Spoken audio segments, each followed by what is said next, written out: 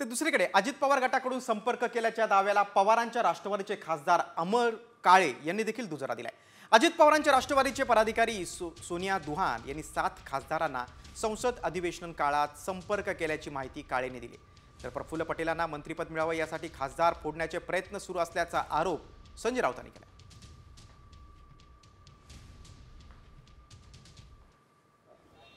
राष्ट्रवादी काँग्रेस पक्षाच्या 7 लोकांना आमच्या प्रत्येकाला इंडिव्हिज्युअल त्यांनी कॉन्टॅक्ट करण्याचा प्रयत्न केला।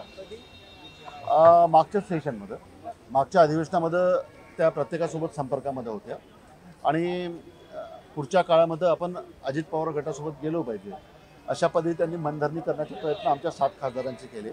आता पुढच्या काळामध्ये जर तुम्हाला पुन्हा निवडून यायचं असेल, तुमचं पॉलिटिकल फ्युचर तुम्हाला जर पुन्हा हे करायचं असेल, तर स्टेबल करायचं असेल, तर तुम्ही अजित पवारांसोबत गेले पाहिजे अशा पद्धतीचं त्यांनी आमच्या 7ही लोकांना बोलून कन्व्हिन्स करण्याचा प्रयत्न केला।